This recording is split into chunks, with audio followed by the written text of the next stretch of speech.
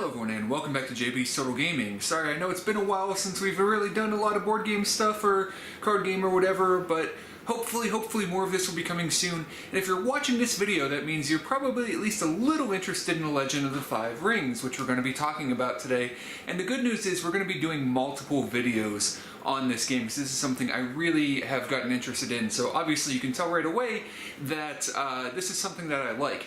But this video is going to focus on whether or not you should get into this game. For people who are possibly interested in it, what the new player experience is like, what the base set is like, what the gameplay is like. So that's what we're going to do. We're going to talk a little bit about what makes this game unique, particularly in comparison to other card games. We're not going to do a full-blown how to play or demo game or anything like that. If there's interest in that, we may do that in the future. But instead, this is going to be what makes this game unique. We'll talk about that to see if this game interests you. And then if it still does interest you, we'll talk about the possible monetary investment in it and to help you make a decision if it's worth your while. Because obviously, I like the game. I wouldn't have gotten into the game if I didn't like the game. However, my job, in my opinion, is to help you make informed decisions about what to do. That's something we really try to focus on here at JB's Total Games. So let's go ahead and get down to the table, talk about what makes this game unique, and talk about some of the things that you may potentially like or dislike depending on your taste. And then, again, the monetary value. This is a LCG or a living card game rather than a CCG or collectible card game. And in general, part of the reason for doing this was because Magic had kind of taken over the trading card game. It was hard to get into that. So by producing a better business model, by having all the cards available to you mostly, we'll get into that, the idea was, hey, this is easier to get into. But we'll talk about how this business model is better, but how there's still maybe something that isn't too great about it. But we'll get into that at the end of the video. So let's check out how the game works, or at the very least, what makes it unique. Now, in order to give you an example of what makes this game different, I've decided to set up what a game might look like, at least one half of the game. Imagine there's another player across from me with a mirror image, if you will, of what I have set up here, to give you an example of all the different stuff. Now, one of the things that's already very different about this game than a lot of games is that there are two decks of cards here. So I would have a discard pile to each side of this here, and I'd have a Dynasty deck and a Conflict deck. And these are going to be pretty different things. My Dynasty deck is going to come out onto my provinces here. So these cards here are my provinces. You notice a few of them are face up and a few of them are face down. One of them is even turned upside down. And this might be a condition partway through the game. Basically, one of the ways you can win the game, and probably the most common way to win the game, is to end up destroying your enemy's stronghold, which is on a province here. Now, this stronghold is always going to be available. It's always going to give me a special ability. There are 7 factions in the game, and each one of them does different things. Now, in the base set, there's one stronghold for each faction, but as expansions come out, all of these different cards, there'll be more different things that you can choose from. But in the base game, this basically gives me a bonus to defense, because here I'm giving an example of all Crab Clan cards. Now, here's the thing. This is a game where a lot of your cards are going to be from your faction. And in these two decks, in this deck here, your Dynasty deck, you can only have your clan cards, and then also neutral cards. And in the Conflict deck, you can have your cards, you can have neutral cards, and you can also have a certain influence value of one other faction. So in the base game, I believe all the factions start with 10 influence value, and basically at the bottom of some of these cards, there is going to be an influence value. This one costs 3, this one costs 2, but some of them are going to not have a cost because they are just like so integral into what that clan is that another clan wouldn't be doing that. For example, this card, the Way of the Clan, every card has a Way of card, and in general it's a special ability that that clan is good at, so obviously that isn't going to go in another faction. So you can think of this as maybe hiring mercenaries or something like that, or just simply making an alliance with another clan, because some of these are going to be tricks and tactics and things you do in combat that maybe you learn through your alliance with one other clan. This game is very, very heavily thematic, and that's a big part of the game. In fact, if you play in tournament play, there's another card that we're not showing here, whether you're a seeker or keeper of one of the rings, and if you're playing in a tournament, you are supposed to play, or you have to play, the one that the person who did the best in the championships or whatever of your faction did. So there's all kinds of stuff.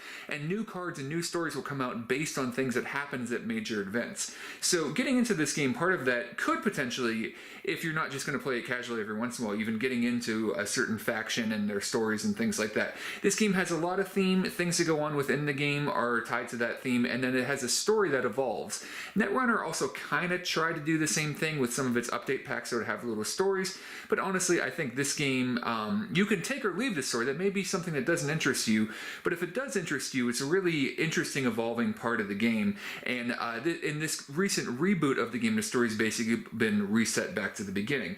But so that story stuff, if you're something that's interested in, this game has more of it than maybe any other game out there. I suggest checking out Matt Coville's video on the greatest story in gaming history, or whatever the video is called, to learn more about it. But that's also something that maybe you don't care about. But let's get into actually how these decks work. So this deck is going to have two different types of things in it. It's going to have characters, like you can see here, and then it's going to have holdings. Holdings basically make your provinces more powerful. So how do you defeat a province? Well, right here you can see this province has a defensive value of 4. This holding actually gives it an additional 2 defensive value and a special ability that I have. So that's kind of nice. So you want a lot of holdings, right? Well, maybe, particularly as Crab Clan, because they have some cards that get bonuses from having holdings. But at the same time, these holdings are also taking up a slot, because this deck here, your Dynasty deck, you don't ever draw from. Basically, the first phase of the game is the Dynasty phase, and it's the only time you can play cards from here. So let's say I wanted to get this guy out. He costs 2, okay? So I would pay 2 back to the pool in order to get this character out. Another thing that really, really makes this game unique is that characters don't stay out there until they die. If I spent 2 and put this character out there, at the end of the round, unless there was some effect that would let this character stay, this character will go away. Instead, I can spend extra fate, as many as I want, to basically keep this character around for extra rounds. So I can keep this character around for 3 more rounds if I wanted to. Now that could be dangerous because there are effects that can remove characters. In fact, there's a card that can just kill a character that has a cost of 2 or less. So that may not be the best idea. Maybe I want to save that for more powerful characters. But that is definitely one of the aspects of the game, and you'll see when we get into it that there's a lot of depth in this game. So if you are only interested in casual card games, then maybe this isn't for you, or maybe if you're interested in stepping up to something a little bit more complex, then maybe this is for you. But bear that in mind, there are a lot of different mechanisms going on with the game, and this is one that at first I thought I wouldn't like, but I really do end up liking. This idea of impermanence, that there's all this stuff going on and characters will have to retire from battle, come back, or whatever at any point during the game. Now, bear in mind that any time that you play a character from here, because provinces will just stay there, then you're going to automatically replace that with a face-down card. Now, basically, at the start of the next round, those will be flipped back over, and they are available to you. But at any point, if I purchase one of these characters, or at any time that something is removed from here, I'm going to replace it. So I don't have these cards in my hand ever. I will not draw these cards. And, you know, if you want to think of it, this is kind of what is coming from my province. All of this, well, my characters down here are not in play. They're not in play until they come up here. I can't use any of their effects or their abilities. However, these holdings are always in play once I flip them up. But if you notice here, I'm basically getting less cards and less options now when I have holdings. So they're nice because they give me a special ability and make my province more defensible, but then I have less options for characters to come out. And those are the only 2 types of cards you can have here. Some of these holdings have actions where you can discard them for an effect if you really want to. Also, at the end of a round, you have an option basically to discard any face-up card you have on a province, and you'll put it in your discard pile, and then you'll replace those with more, and then eventually reveal those at the start of the turn. So that's something to bear in mind. Now, you can run out of cards in either one of these decks. You don't lose instantly. You lose 5 honor, which we'll talk about in a little bit here, shuffle up, and then set your deck up again if either one of these decks does that. The thing is, if you run out of honor, and here's the other way that you can lose the game or win the game, is that if you ever get to 0 honor, you automatically lose and your opponent wins. That can definitely happen, and there's lots of reasons that can happen, including bidding, which we'll get into in a second here. However, you also win the game instantly if you get to 25 honor. Now, a lot of factions are going to start around like 10 or 11 honor. It's difficult to do in the base set. There probably will be more and more tools added to the game, and there's already, I believe, 3 expansions out right now that may make that a more viable win strategy. However, most likely for now, you're going to win by defeating your opponent, or if your opponent's playing a risky game, finding ways, if they've gotten down to not that many honor, getting rid of that honor and winning by dishonoring your opponent. So there's another aspect of the game, the 3 different ways to win, and then the 2 currencies. Now this is going to generate, now you're going to start with a certain amount of honor, and it's also going to generate this here, the other, oh my gosh, I just blanked on the other resource here, fate. So yeah, these tokens are your fate tokens, and you'll generate 7 every turn, which seems like a lot. And you keep excess if you don't spend it on a turn, so you can save up quite a bit of fate during your turn. So that's a nice little thing. It can be dangerous to do, but you can also make some big plays on it. But while that may seem like a lot every turn, there isn't a lot of ramping in this game. There are a few abilities certainly that give you more fate, but it's not like a Game of Thrones card game where you're getting out characters who are giving you more and you're building up your engine. In general, there will be some effects that give you more fate, but you're not going to ramp fate the way you'd ramp mana or money or something in other games. Not quite the same way. And because of the impermanence of these cards, you're also going to usually be spending quite a bit every turn. Now, this is the deck that you actually draw from and you hold in your hand. This deck, interestingly enough, will also have characters, but it'll have other things. It'll have attachments that go on to characters. They can be weapons, followers, things like that you can add to characters that usually will also go away with them when that character goes away. So again, you have to think about things like that. There will be different actions that you can do, combat tricks, and all kinds of neat little things that you can do often. Sometimes these will be used at other times in the game, because basically there is like an action phase, if you will, during every phase of the game. But in general, you're going to be using these a lot during conflicts that happen. So let's talk a little bit about this too, is every turn you get to determine how many of these cards you want to draw. You can pick a number between 1 and 5. You're going to pick it secretly and both players will reveal that. Now here's the really interesting thing. Because some of these can be kind of tricks and almost dirty things and things like that, you're basically considered to be less honorable than your opponent if you draw more of these than them. So for example, if I picked 4 on this down, my opponent picked 2, I would have to pay my opponent the difference in honor. So I'd have to give my opponent 2 honor. So here's a whole other aspect of the game. I mean, you're getting 7 mana basically a turn. You can draw up to 5 of these a turn. However, if you don't use these properly and if you're not careful with your honor, you can end up losing the game because of that. And you'll be in those moments where maybe your opponent, they really want some cards, or maybe you really want some cards, but your opponent's really low on honor. Do you just bid 1 and hope that that messes them over? Maybe they bid higher, but they can just hang on to 1 or 2 honor and they get the cards they need to win. Just another element of the game that I find pretty interesting. Now, we talked a little about conflict, so let's talk about how that works. Now, when I do a conflict against my opponent, when I send units out, well, I have to choose who I'm attacking with.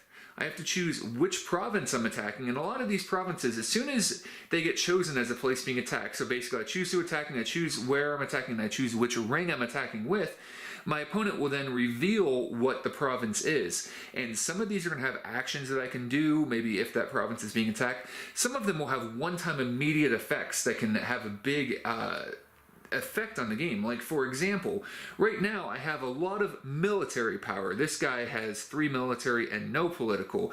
And a dash is different than a 0, and we'll talk about this in a second. This guy has 1 and 0. This one has 3 and a dash. This is really important because hypothetically, let's say I want to do a military conflict and I just send this person after my opponent. And my opponent flips their card over and they're holding, one of the holdings in the game changes the type of conflict, whether it's military changes to political or vice versa. So this character, because they have a dash, they actually cannot participate in a political conflict, and they will immediately come back home if that's the only person I sent. My conflict just fails right away. My attack does nothing. Whereas this character, if I'd sent them, they have a 0, but they can still participate in political, and maybe I can add things to that character in order to make that combat viable for me. So these rings are also very interesting.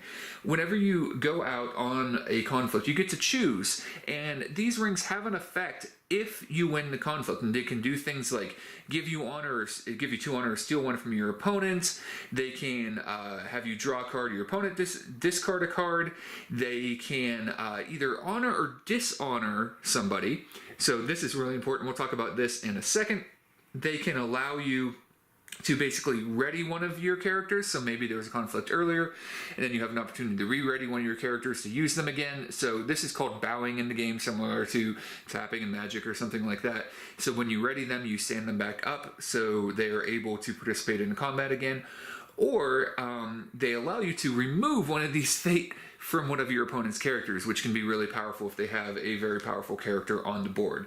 So that's what they'll do if you win a combat at the end of combat. And then they're also two-sided, so you can display, like, okay, if I'm going to do a political, so that the blue's political, and I'll choose, or choose a province that I'm attacking, reveal it, so on and so forth. So combat's pretty interesting. My opponent would choose who they want to defend with, and then we have turns going back and forth doing actions, and actions will often be things on a card, maybe on the province that's being attacked, or they will be things that will happen, like events or things like this that will add a weapon to somebody or something like that. But there are also characters in here. Now there is a limit. You can have now both of these decks have to be between 40 and 45 cards, and then in this deck here you can have a maximum of 10 characters, because characters are powerful. They are kind of surprise characters, if you will. So maybe my opponent, I'm thinking that they only have one person to defend with, now they play something and all of a sudden they have two to defend with. Or even, something else to bear in mind is that each player can only make 2 attacks against their opponent. One of them political, one of them military. And if you ever pass, you miss on that opportunity.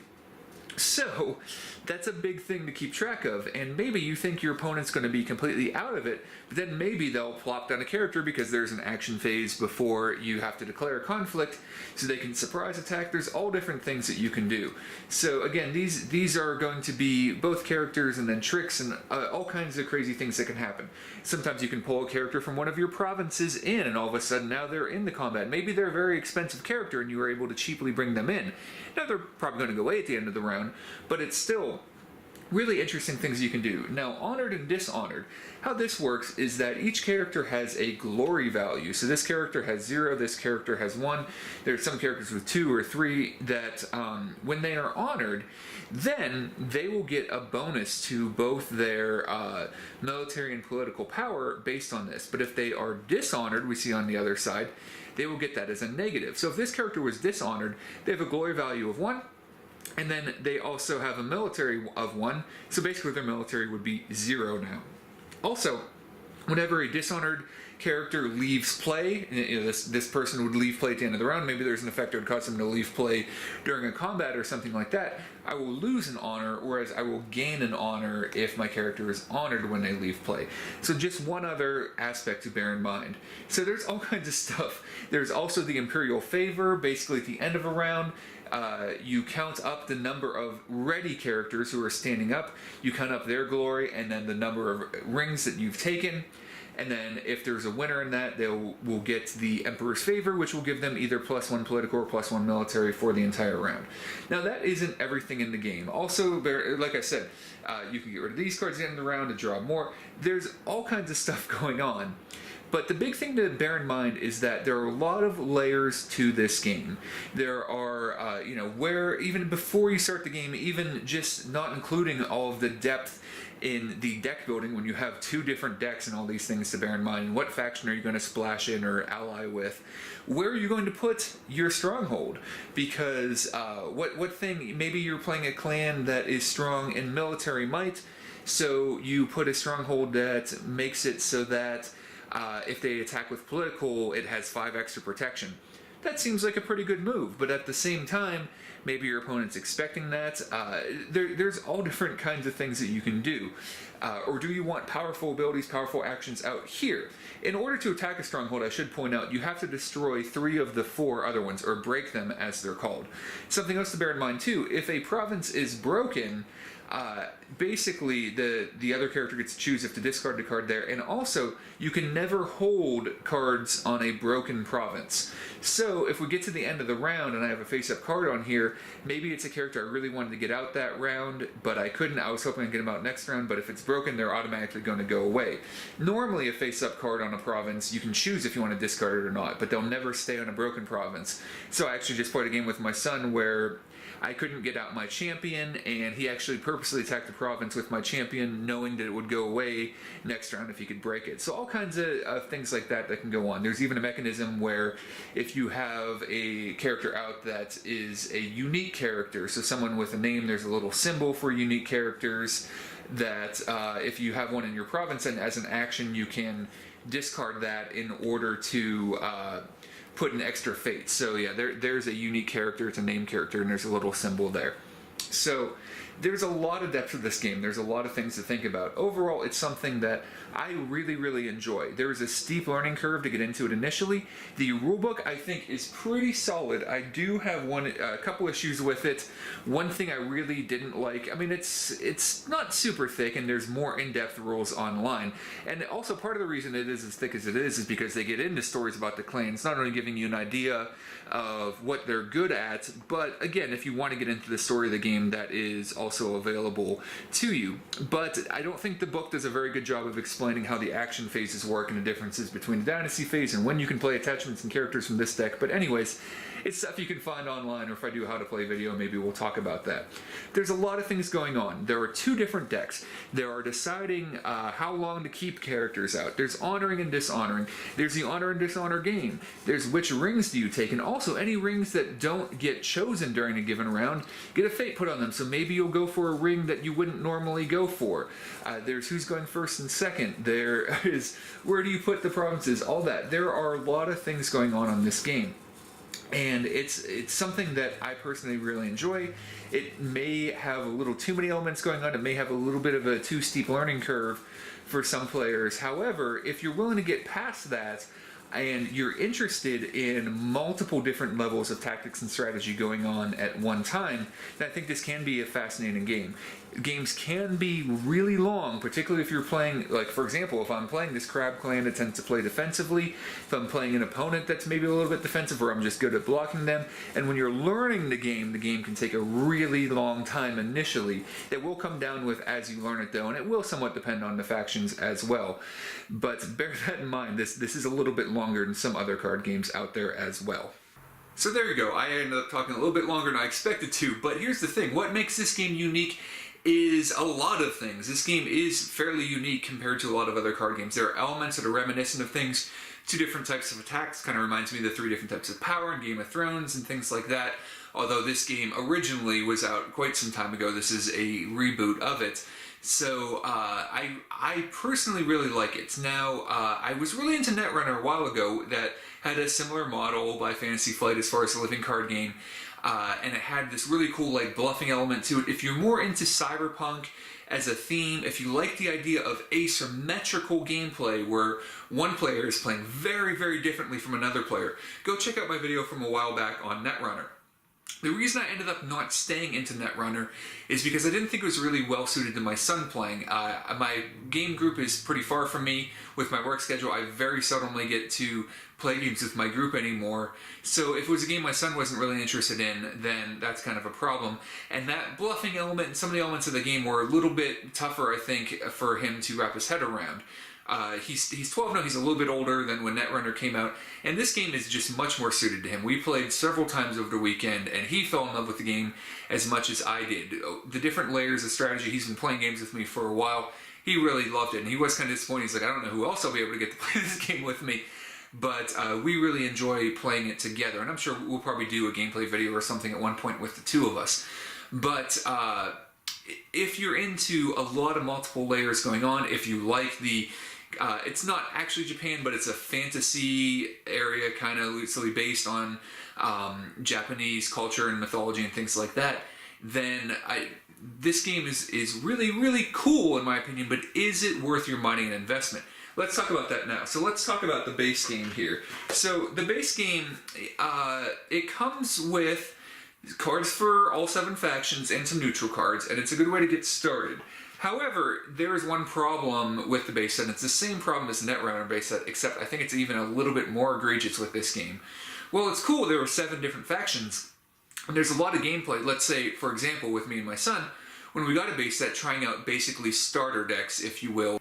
Sorry about the change in angle in the cut. Camera ran out of juice, and this is the closest place I can plug it in. But anyways, if you want to play at any level competitively, you're probably going to want 2, if not 3 copies of the base set. And this is where it's a little bit strange. If you get an expansion pack for the game, it will have 3 copies of every card. However, in the base set of Legend of the Five Rings, you will get 3 copies of some cards, 2 copies of some cards, and 1 copy of some cards. Now, with Netrunner, what I did when I got into it is I just paid a very small amount in order to get an extra copy of the 2 ofs.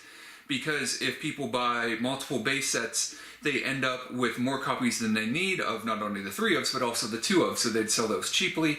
And there weren't so many 1-ofs that, and I wasn't playing really competitively, so I wasn't worried about it. With this game, though, some of the cards that you really will probably want 2 or 3-ofs, like your champion, because you have that ability to buff your champion more, and you want to be able to see your champion in your deck, or the Way of whatever cards, Way of the Crane, Way of the Dragon, or whatever, there's only 1 of. Cards that are kind of what your faction is about, you only have 1 of, and for a lot of decks, you're going to want more than 1 of those cards, and there seems to be a lot of 2-ofs and 1-ofs in every faction, and important cards to that faction. So, if you really want to play the game more, now if Ian and I are sharing, and we're both building decks, getting 2 or 3 copies of the base game may not be that bad, so that we're going to have copies of, say, enough neutral cards that we can each play 3 of or something like that. But it is a bit of a frustration that this game is saying, hey, you know, we're always, and this is, again, the same thing Netrunner did, hey, come play our game, it's a better business model because, hey, we've got 3 of every card and all the expansions, so you're going to have enough copies of all the cards to make a legal deck with everything you want to do, with as many copies as you want to, except the base set. Buy 2 or 3 of those. So it's a strange thing. I feel like it's wasteful, so if you end up buying 3, especially if you're not sharing it with someone else, you're going to have all these, you know, enough cards you have 9 copies of when you only ever need 3. And I find it a bit silly and a bit frustrating. I understand why they do it, but at the same time, if the idea is to have a better business model, then just put 3 of it in the base set. Anyways, that frustration aside, overall the business model is better than other games where you're going to have to buy a lot of packs to get the cards you want, or potentially pay a lot of money to get certain cards that you want. So I do like it overall, despite that one frustration with it. And you're going to have, I believe it's every month, you're going to have a small expansion, MSRP around $50, I believe. And then every 6 months, a larger expansion is kind of like several of the small expansions. That may seem expensive to keep up with, but in reality, if you're thinking about other games and standard play and things like that, especially if you wanted a competitive deck that has some of the more expensive, better cards, it is still much cheaper. So whether or not it's worth your investment, it's probably... you can figure out how much it will cost you to get to invest in this game and have all the cards. Whether you just want to buy 1 base set and not worry about getting those extra ones and then just have 3 of everything else, or if you want to buy 3 base sets and then continue with that, you can do the math and you can figure it out, as opposed to other games where it becomes much more abstract as cards change in value, you don't know what you're going to get in packs, and you know, based on what set's going to come out, what are the best cards, what are you going to want to buy, and things like that. So I do think, despite what I think is stupid in the base set, overall, after that, it's a clean, clear investment as to what you're going to get. Now, whether or not there are players in your area, that's something I can't tell you. This game seems to be pretty popular, obviously not at the level as Magic. You're not going to find it every week at most gaming stores like you do that.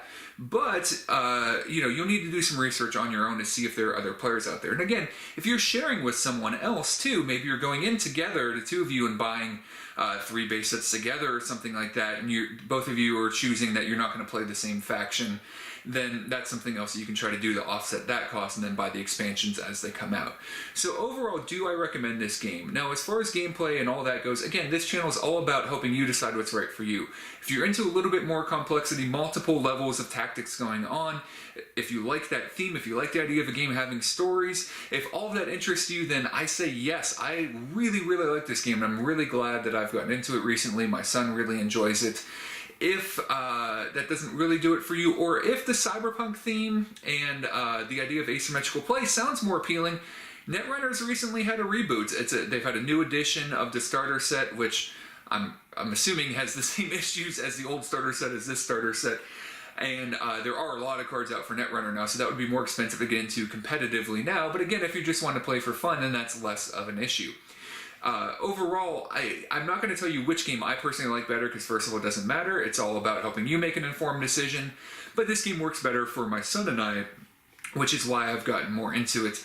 And overall, another thing, the artwork is fantastic. So initially, I'd thought about getting into this game back in its original edition just because I thought the artwork was so amazing. And that's something else that maybe you're not into the theme, but overall, just I think anyone can look at and objectively say the artwork's pretty sweet in this game.